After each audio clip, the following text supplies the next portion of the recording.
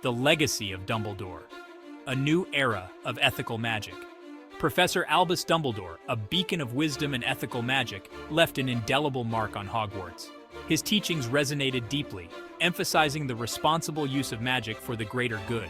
Now, a new era dawns at Hogwarts with the arrival of Professor Aurelius Humbledore, Albus's distant relative, who inherits the mantle of teaching defense against the dark arts. Professor Humbledore embodies the same unwavering moral compass as his predecessor, carrying the torch of ethical magic forward. With twinkling eyes that held a depth of knowledge, Professor Humbledore prepared to guide a new generation of witches and wizards. He understood the importance of instilling in them a profound sense of responsibility towards magic and its potential consequences. Professor Humbledore knew that magic was a double-edged sword. It had the power to heal and to harm, to protect and to destroy. The difference lay not in the magic itself, but in the intent of the wizard or witch wielding it. He believed that true power came not from raw magical ability, but from the strength of character and the commitment to using magic for good. Professor Humbledore's lessons were not merely academic exercises, they were journeys of self-discovery, challenging his students to confront their own values and beliefs. He encouraged them to question, to debate, and to grapple with the complexities of ethical decision-making in a world where magic blurred the lines between right and wrong. From the very first day, Professor Humbledore captivated his students with tales of ancient wizards who had used their powers for both noble and nefarious purposes. He recounted stories of triumph and tragedy, highlighting the far-reaching consequences of magical choices. Each lesson served as a stark reminder that magic was not a game, but a force to be treated with respect and caution. The young wizards and witches, eager to master spells and potions, found themselves captivated by Professor Humbledore's unconventional teaching methods. He challenged their assumptions, pushed their boundaries, and forced them to confront difficult truths about the nature of magic and their own moral compasses. Professor Humbledore's first lesson, the power and peril of intent. Professor Humbledore commenced his first lesson with a simple yet profound question. What makes magic good or evil? Silence descended upon the classroom as students pondered the weighty query. Some whispered amongst themselves, while others furrowed their brows in deep thought. Professor Humbledore, with a knowing smile, allowed the silence to linger, encouraging his students to delve into the depths of their own understanding. Finally, Hermione Granger, her hand shooting up with characteristic enthusiasm, broke the silence. I believe that it's not the spell itself that determines its morality, but the intention behind it. Indeed, Miss Granger, intent is the very heart of magic. It is the driving force that shapes and directs its power. He went on to explain that a simple spell, such as one to conjure fire, could be used to warm a cold room or to inflict pain, depending solely on the wizard's will. He emphasized that the true measure of a wizard or witch lay not in their magical prowess, but in the choices they made, the intentions that guided their every action. The classroom buzzed with a newfound understanding as Professor Humbledore's words sank in. Imagine a wizard with the purest of hearts, wielding powerful magic. If their intentions are noble, their magic will be a force for good in the world. But if their heart is corrupted by darkness, even the most benevolent spell can be twisted into something sinister. The weight of his words settled upon the students, a sobering reminder that magic was not a toy to be trifled with, but a profound responsibility that came with the potential for both great good and unspeakable evil. Facing the darkness, Severus Snape, and the temptation of power. The corridors of Hogwarts whispered with tales of Severus Snape, a former Death Eater rumored to have returned to the castle with a hidden agenda. While Professor Dumbledore believed in Snape's redemption, a shadow of doubt lingered in the minds of many, particularly those who had witnessed firsthand the atrocities committed by Voldemort and his followers. Harry Potter, Ron Weasley, and Hermione Granger, veterans of the Second Wizarding War, carried the scars of past battles, both physical and emotional. They had stared into the abyss of darkness and emerged victorious, but the experience had left an indelible mark on their souls. They understood the seductive allure of power, the intoxicating whisper of darkness that could tempt even the most well-intentioned. Snape's presence at Hogwarts was a constant reminder of the ever-present threat of darkness.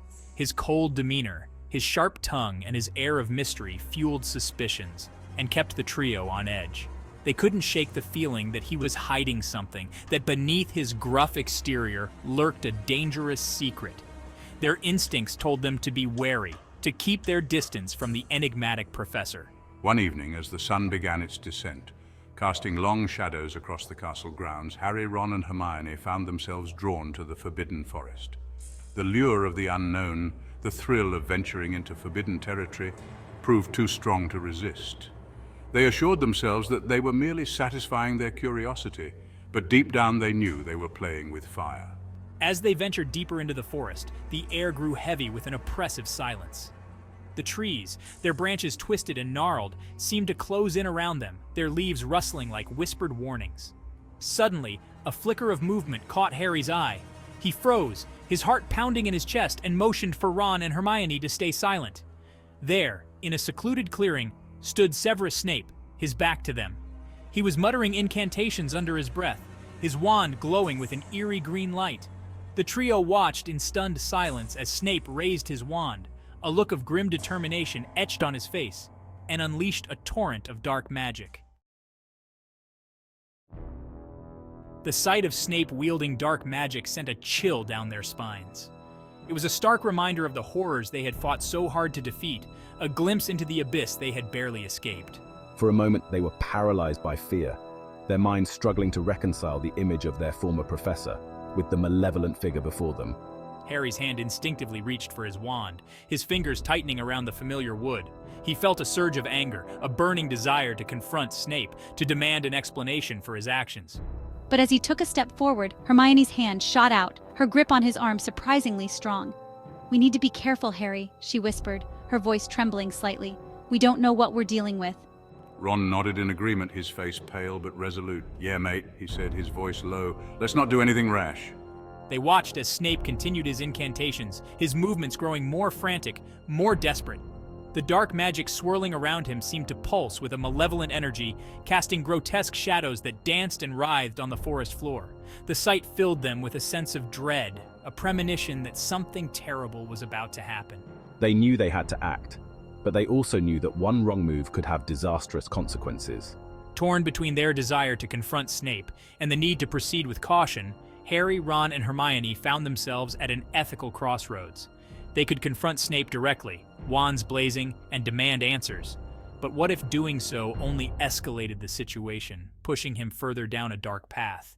What if Snape's actions, however questionable, were motivated by a hidden good, a desperate attempt to protect Hogwarts from an unseen threat? The weight of their decision pressed down on them, the consequences of their actions hanging in the balance. As Harry, Ron, and Hermione grappled with their dilemma, the situation took an unexpected turn.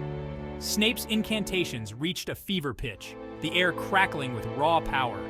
Suddenly, a blinding flash of light erupted from his wand, illuminating the forest with an eerie green glow. A surge of energy, dark and chaotic, ripped through the clearing, sending shockwaves that shook the very foundations of Hogwarts.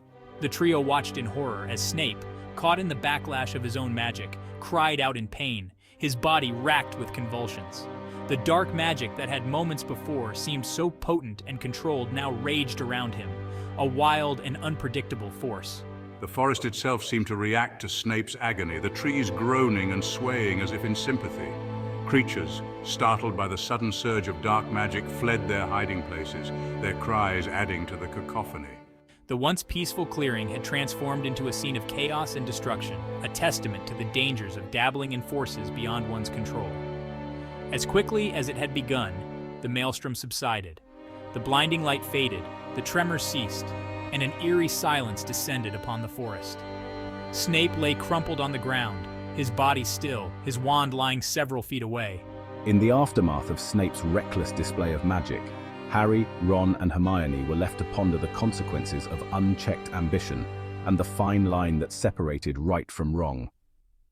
They had witnessed firsthand the seductive allure of power and the devastating consequences of succumbing to its temptations.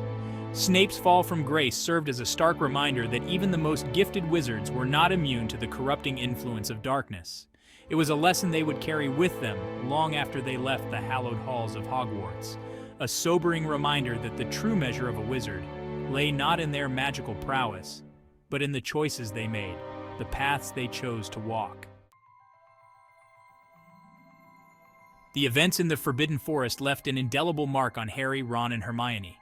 They had witnessed the seductive allure of power and the devastating consequences of succumbing to its temptations. The experience served as a stark reminder that even the most gifted wizards were not immune to the corrupting influence of darkness. Professor Humbledore, upon learning of the incident, gathered his students in the Great Hall. His demeanor was grave, his eyes reflecting the weight of the situation.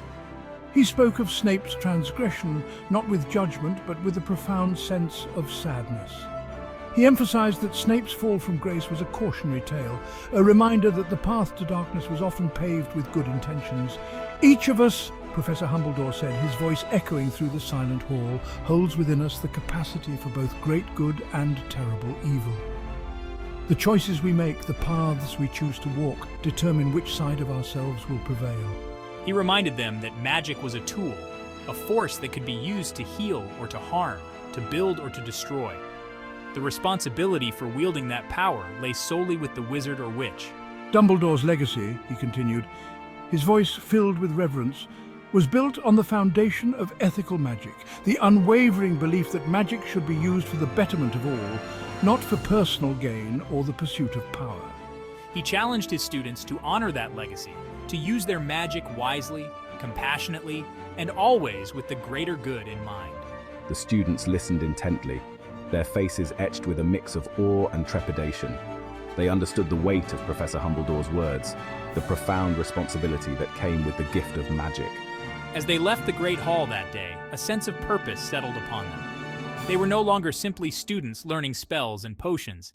They were the inheritors of a legacy, the guardians of a sacred trust. They would face challenges and temptations, moments of doubt and uncertainty, but they would face them together, guided by the principles of ethical magic and the unwavering belief that even in the darkest of times, light would always prevail.